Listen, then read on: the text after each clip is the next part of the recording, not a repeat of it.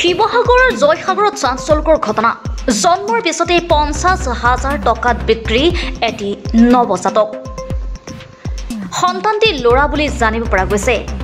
এগৰাকী যুৱতীয়ে নৱজাতক সন্তানটি জন্মৰ পাছতে বিক্ৰী কৰে।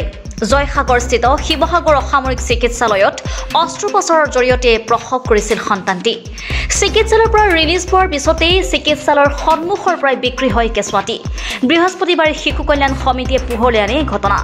যেহেতুকে অবিবাহিত এগৰাকী মহিলা এটা সন্তান জন্ম দিছে, পুত্ৰ সন্তান জন্ম দিছে, গতিকে কেঁচুৱাটো ৰাখিব কি নাৰাখিব তেনেকৈ আমি সুধিছিলোঁ।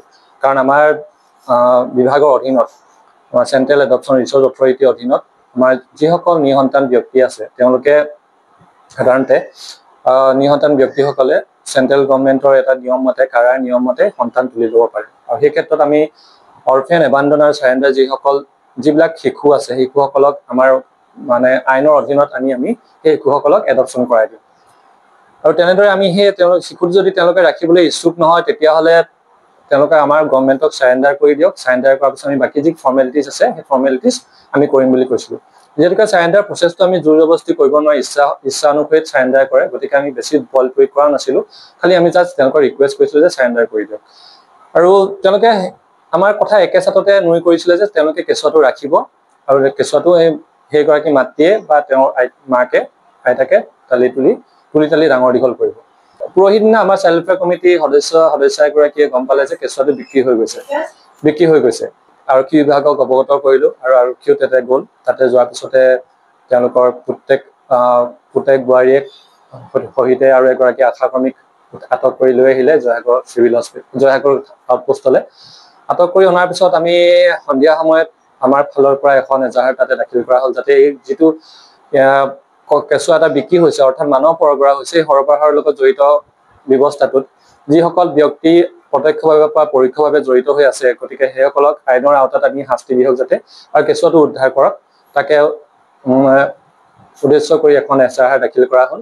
আৰু এজাহাৰ মৰ্মে বৰ্তমান সময়লৈকে 2গৰাকী আশাকৰ্মীৰ সৈতে 3গৰাকী মহিলা, প্ৰসূতি মাতৃগৰাকী, প্ৰসূতি মাতৃৰ মাতৃ আৰু বৌয়েকক আটক কৰি ৰখা হৈছে আৰু আৰক্ষী বিভাগৰ পৰা গম পোৱা মতে তদন্ত চলি আছে। বৰ্তমানে উদ্ধাৰ হোৱা নাই কেঁচুৱাটি। ঘটনাৰ সন্দৰ্ভত আৰক্ষী আটক কৰিছে 3গৰাকীকৈ লোকক। মানসিকভাৱে কিছু দুৰ্বল প্ৰসূতি মাতৃগৰাকী অবিবাহিত আছিল সন্তানটিৰ মাতৃ আৰু বৰ্তমানো পিতৃৰ কোনো পৰিচয় পোৱা নাই। শিৱসাগৰৰ পৰা আফিক আহমেদৰ ৰিপৰ্টাৰ লাইভ অসম। যে জয়সাগৰ চিভিল হস্পিটেলত এজনী ছোৱালীয়ে এটা কেঁচুৱা জন্ম দিছে। ছোৱালীজনী বয়সটো 22 বছৰমান হ'ব।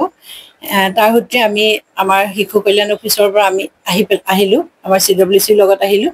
আহি পেলাই তেখেতলোকক বুজোৱা হ'ল যে কেঁচুৱাটো কোনোবা বিক্ৰী কৰিব নোৱাৰিব, তেখেতলোকে নিজে চমজি ল'ম বুলি ক'লে। তথাপিতো আমাৰ যিদিনা ডিচাৰ্জ হ'ব সেইদিনা আমাৰ তাত প্ৰডাকশ্যনৰ কাৰণে মাতি দিলোঁ, কিন্তু সিহঁতে তাৰ মাজতে কেঁচুৱাটো বিকি দিলে, হস্পিটেলৰ পৰা বাহিৰে বিকি দিলে।